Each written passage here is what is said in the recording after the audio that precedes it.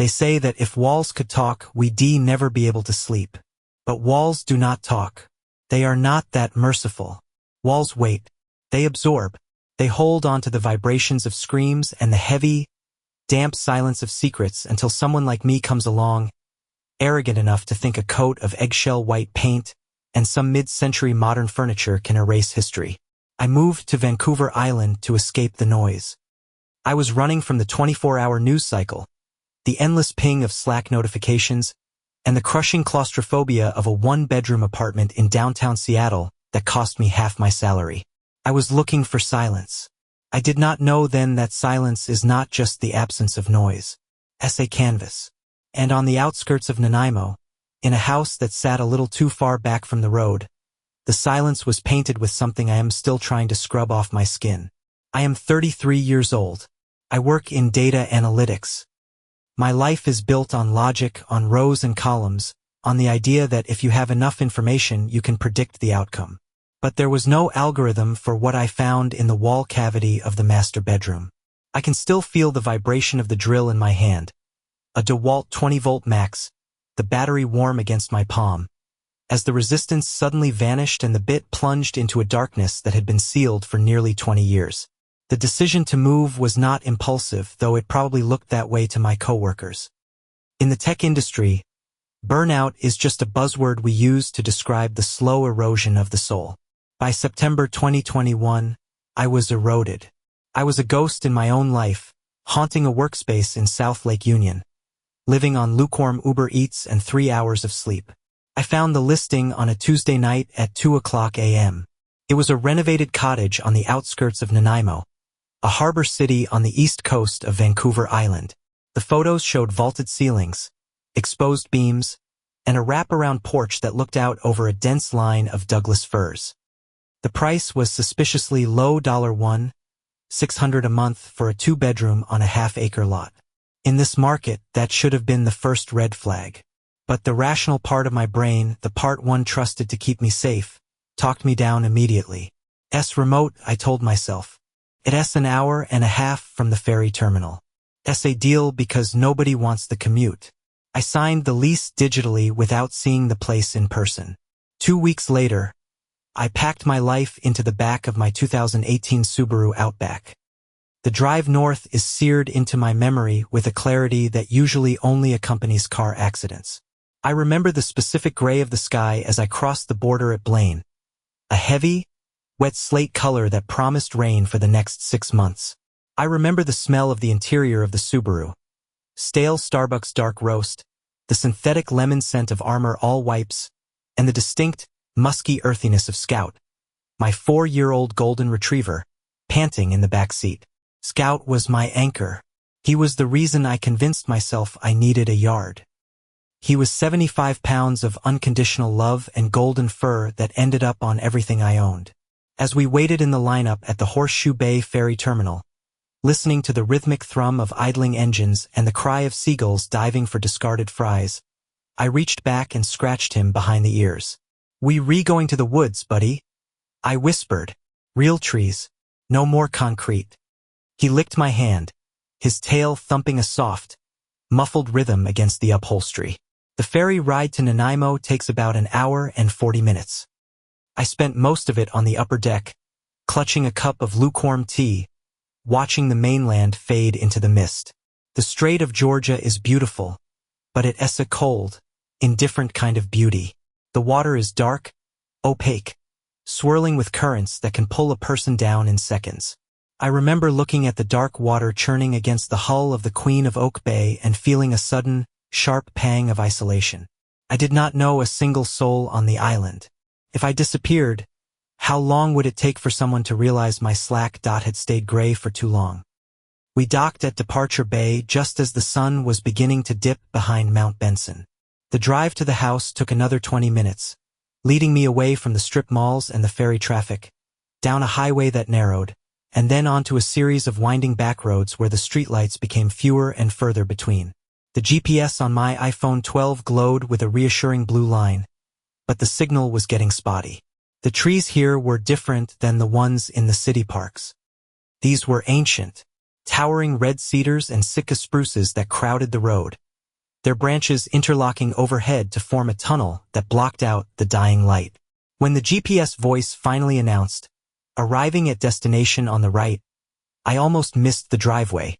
It was gravel, overgrown with ferns on either side, marked only by a leaning wooden post with the number 2409 nailed to it in reflective hardware store numbers. I turned the Subaru in, the tires crunching loudly on the gravel. The sound seemed aggressively loud in the quiet evening. The house sat at the end of a long, curved drive. It looked exactly like the photos, yet somehow completely different. In the pictures, it had been bright, sun-drenched. In reality, under the gloom of a Pacific Northwest twilight, it looked small, vulnerable. The windows were dark, reflecting the headlights of my car like unblinking eyes. I cut the engine. The silence that followed was heavy. It was not just quiet. It was a physical weight. No traffic hum. No sirens.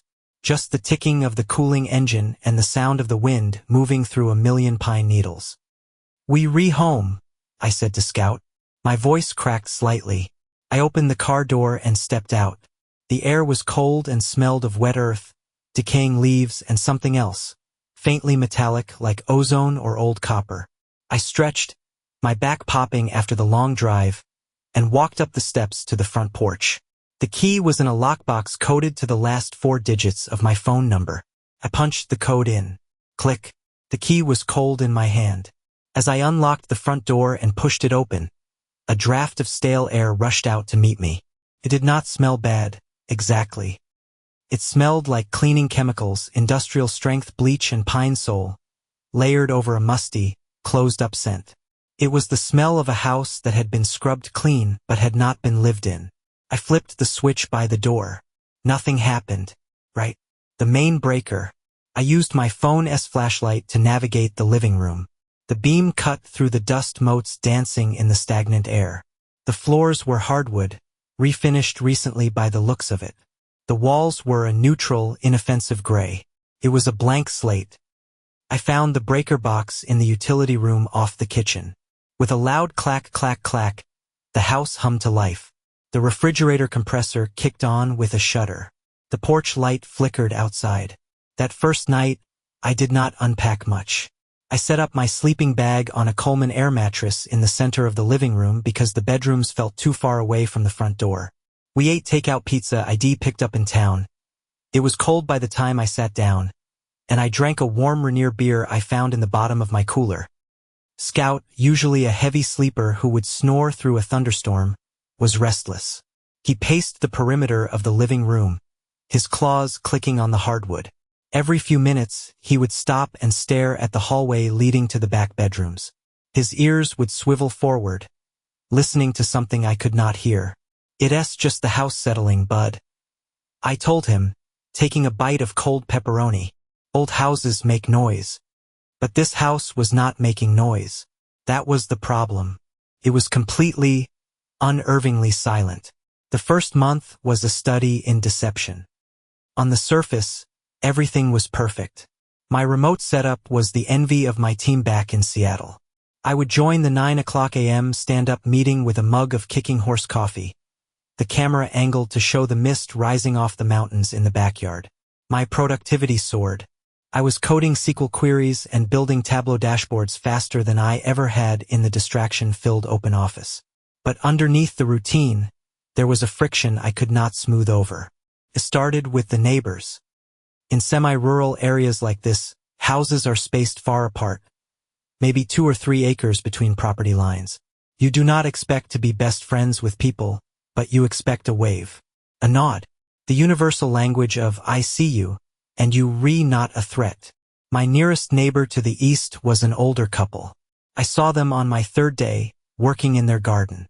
I was walking Scout down the road, feeling optimistic. I waved and called out a friendly, "Good morning." The man looked up. He was wearing a faded plaid jacket and a John Deere cap. He saw me, saw the house behind me, and his expression did not just stay neutral, it hardened. He said something to the woman, and they both turned their backs to me, marching silently toward their back door. I stood there on the shoulder of the road, my hand half raised, feeling foolish. Maybe they did not hear me, but the look on his face, it was not deafness. It was avoidance. The grocery store was not much better. The local Thrifty Foods was the hub of the community. When the cashier, a chatty woman named Brenda with bright purple glasses, asked where ID moved into, I told her the address. "Oh," she said, her hands stilled on the scanner. The conveyor belt kept moving, piling my apples up against the bagging area, but she did not look at them. She looked at me. The Morrison place? "I guess so," I said, swiping my visa. "Greg Morrison is the landlord." "Right," she said. Her voice had dropped an octave. "Well, good luck with the renovation." "It's already renovated," I said. She did not answer. She just handed me the receipt, her eyes darting to the person in line behind me, desperate to end the interaction. Then came the mail carrier. I work near the front window which overlooks the driveway. In mid-November, the rain started in earnest, relentless, driving sheets of water that turned the yard into a swamp. I watched the Canada Post truck pull up to my mailbox at the end of the driveway. Usually, the carrier, a woman in her 40s, would sort the mail in the truck, put it in the box, and drive off. But on this Tuesday, I watched her stop. She sat in the truck for a solid 30 seconds. I saw her take a deep breath, visible as a puff of condensation against the cold glass. She opened the door, stepped out into the rain, and practically ran to the box. She shoved the bundle inside and sprinted back to the truck, never once looking toward the house. It was bizarre behavior. I was expecting a package, a new ergonomic mouse, so I grabbed my raincoat and ran out to catch her before she drove off. "Hey, excuse me." I jogged down the driveway, Scout barking happily at my heels. The truck was already in gear. She slammed on the brakes when she saw me, looking genuinely startled. She rolled the window down 2 inches. "Is everything okay?" I asked, wiping rain from my eyes. "I noticed you seemed in a rush." She looked at me, then past me at the house looming in the gray mist. Her knuckles were white on the steering wheel. I do not like stopping here," she said. Her voice was tight. "Is it the dog?" I gestured to Scout, who was currently wagging his entire body. "He's friendly." "It's not the dog," she said. She looked at me with a mixture of pity and fear. "It's the energy. That house. It has bad energy. Always has." Before I could ask what she meant, she rolled up the window and peeled away, tires spinning in the wet gravel. I stood there in the rain, holding my damp mail. Bad energy. It was the kind of vague, hippie nonsense people on the island loved to spout. I tried to laugh it off as I walked back up the driveway. I told myself she was just superstitious. But that night, as I sat in the living room, the silence felt different. Felt attentive. I started noticing the drafts. The house was supposedly insulated, recently renovated, yet I could not get the thermostat above 68 degrees. I would be sitting on the couch, wrapped in a blanket, and a sudden pocket of freezing air would drift past me, smelling of wet earth. And the sounds. I am a rational person. I know that wood expands and contracts with thermal changes. I know that old pipes rattle. But the sounds in this house were specific. It was usually around 2 a.m. I am a night owl, often up late coding or gaming. I would hear it from the hallway. A soft rhythmic creak, creak, creak. Not the random pop of a settling joist, but the measured pacing of weight shifting on floorboards. One night, I paused my podcast. I sat perfectly still, holding my breath. Creak came from right outside the bedroom door. Scout, who was sleeping at my feet, lifted his head. A low, guttural growl rumbled in his chest. A sound I had never heard him make before. The hackles on his back stood up in a rigid line. "Who's there?" I called out. My voice sounded thin and pathetic in the empty room. Silence. I grabbed the heavy mag light I kept by the couch and walked to the hallway, flipping the light on. Empty. Just the long, gray corridor leading to the spare bedroom and the bathroom. "See," I whispered to Scout, my heart hammering a frantic rhythm against my ribs. "Nothing. Just the wind." But Scout would not go down the hall. He stood at the threshold of the living room, staring into the shadows, refusing to cross the line. By December, the isolation was starting to fray my edges.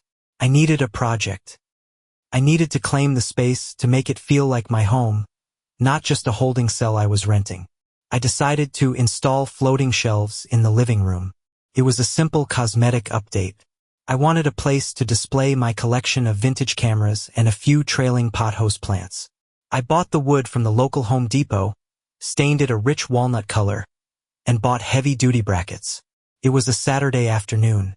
It was pouring rain outside, a relentless drumbeat on the metal roof that made the interior feel cozy in a bunker-like way. I had a Seahawks game playing on the iPad in the background. I measured the wall, marked the studs with a pencil, and loaded a 1/4-inch bit into my drill. "All right, here we go," I muttered.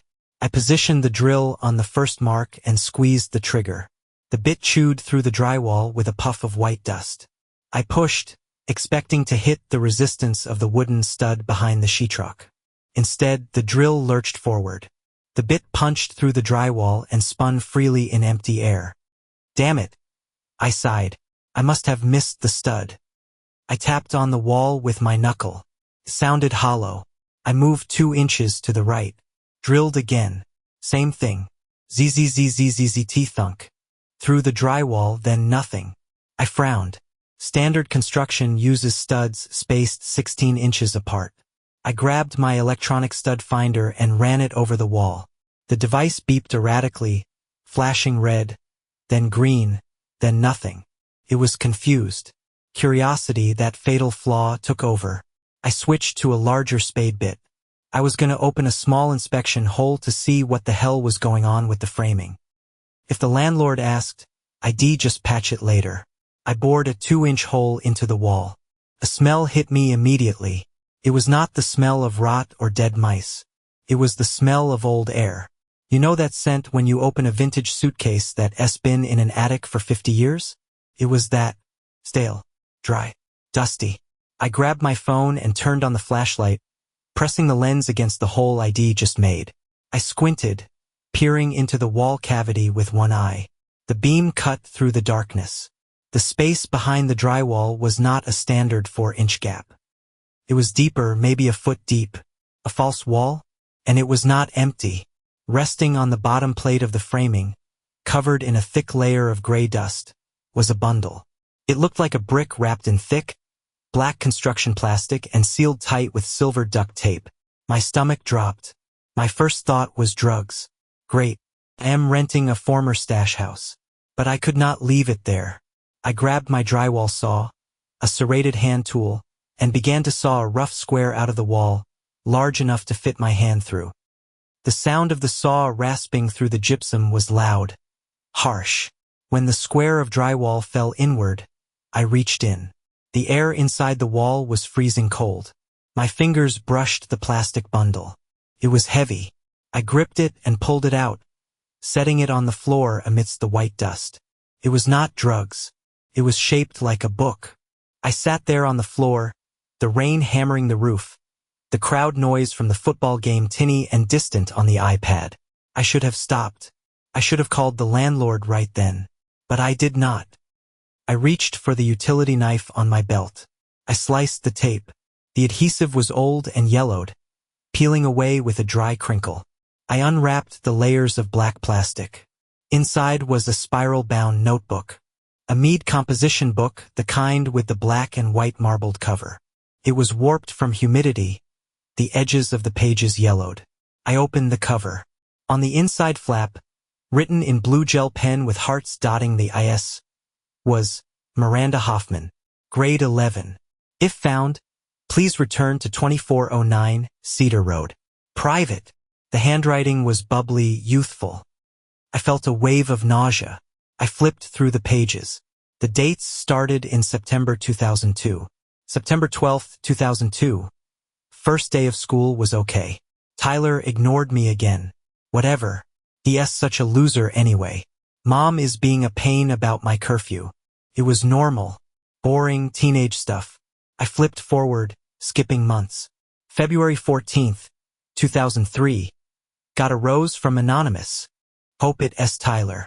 Maybe it S. Jason? I kept flipping. The tone started to shift around July 2003. July 8, 2003.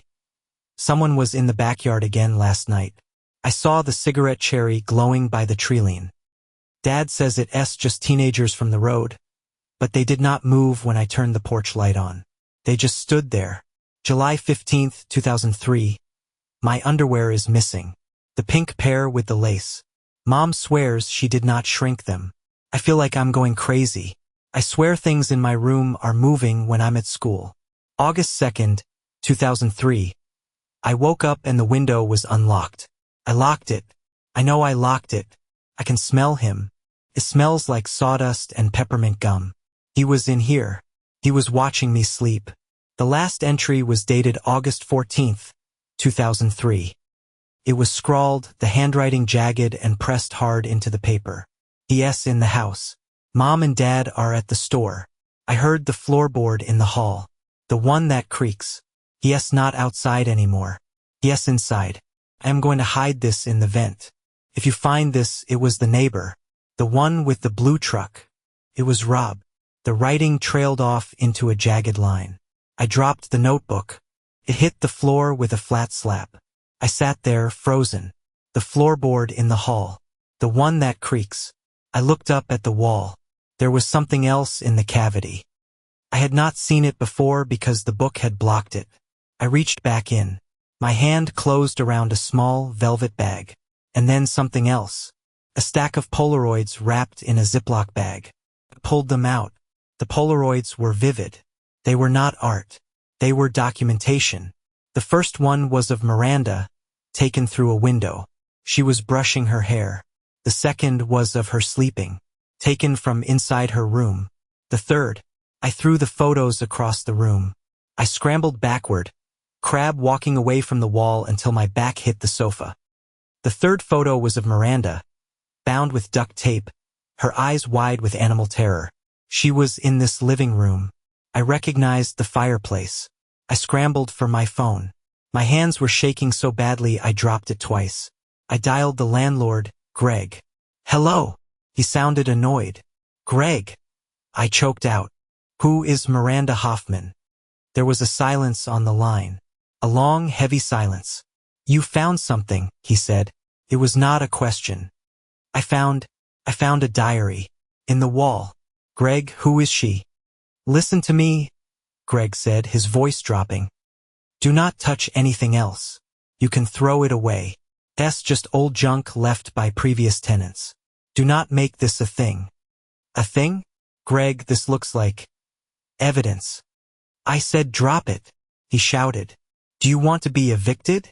Because if you start digging up the past, you in violation of the lease. Just burn it. He hung up. I stared at the phone. Then I opened Google. I typed, Miranda Hoffman Nanaimo missing. The results populated instantly. CBC News, 2003 cold case. The unsolved murder of Miranda Hoffman. Body found in shallow grave 3 weeks after disappearance. Cause of death. Strangulation. I read the article. Miranda Hoffman, 17, vanished from her home on Cedar Road in August 2003. Police suspected an intruder but never found enough evidence to charge anyone. I looked at the hole in my wall. I looked at the diary. If you find this, it was the neighbor. It was Rob. I stood up. I felt like I was going to vomit. I was not just living in a murder house. I was living in the evidence locker. I called the police. I did not care what Greg said. 911. What is your emergency?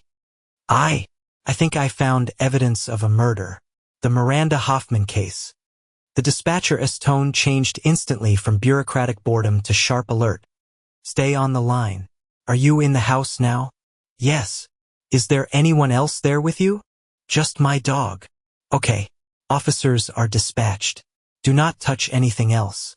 I hung up. I waited. The sun had gone down completely now. The house was pitch black except for the pool of light from my floor lamp. I could not look at the dark corners of the room. I kept thinking about the entry, PS in the house. I grabbed the heavy mag light. I called Scout to me. He was whining, pacing near the front door. That S when I heard it. Creak. It was not the house settling. It was outside. On the porch. My blood ran cold. The police were coming, but they were 20 minutes away. I heard the heavy, wet thud of boots on the wooden decking of the porch. Slow. Deliberate. Thud. Thud. Thud. They stopped right in front of the window where I had been working. The blinds were drawn, but I could see a shadow blocking the gap at the bottom. Someone was standing there, listening. My phone buzzed in my hand. It was a text from an unknown number. You should not have opened the wall. I almost dropped the phone. How did they know? Then I remembered the landlord. Greg. He knew. He had told me to burn it. Had he called someone? The doorknob to the front door rattled. Slowly. Just a test. I had locked it. I checked it 3 times. Rattle, rattle. Then silence. I backed into the kitchen, grabbing the largest knife from the block. A chef's knife I used for chopping vegetables. Felt ridiculous in my hand. I was not a fighter. I was a data analyst. Scout, come, I whispered. We huddled in the kitchen behind the island. From here I could see the front door and the back door. The sound moved. He was walking around the house. I could hear the crunch of boots on the gravel, moving toward the back, toward the sliding glass door. I realized with a jolt of horror that I had not checked the lock on the slider. I always left it unlocked for Scout to go out in the yard. I scrambled up, sprinting across the kitchen tile. I reached the glass door just as a gloved hand reached for the handle from the outside. I slammed the latch down. The hand stopped. A face pressed against the glass. It was dark, illuminated only by the faint light from the kitchen. It was an older man. Gray beard, wild eyes, wearing a rain-slicked yellow construction jacket. He did not look angry. He looked sad. He looked resigned. He tapped on the glass. Tap, tap, tap. I backed away, raising the knife. Get away. The police are coming. He just stared at me. He mouthed something.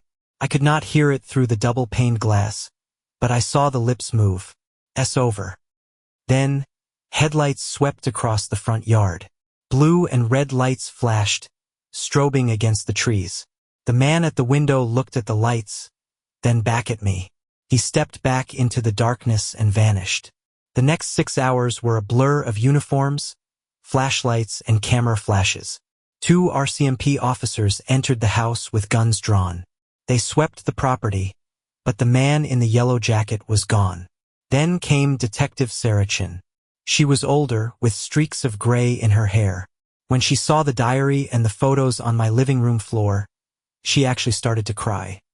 She put a gloved hand over her mouth and just stood there for a moment. We searched this house, she whispered. We searched every inch of this house in 2003. How did we miss this? It was behind the wall, I said. He must have built a false wall over it. The forensics team arrived an hour later. They did not just open the hole I made. They tore the wall down. Behind the drywall, they found more than just the diary. They found a driver's license. Robert Brennan, the neighbor, the one who had done the renovations in 2005 before the house was sold to Greg Morrison. The manhunt lasted 3 days. They found Robert Brennan in a motel in Port Alberni. He had the yellow jacket in his truck. He did not resist arrest. Turned out he had not moved to Alberta like everyone thought.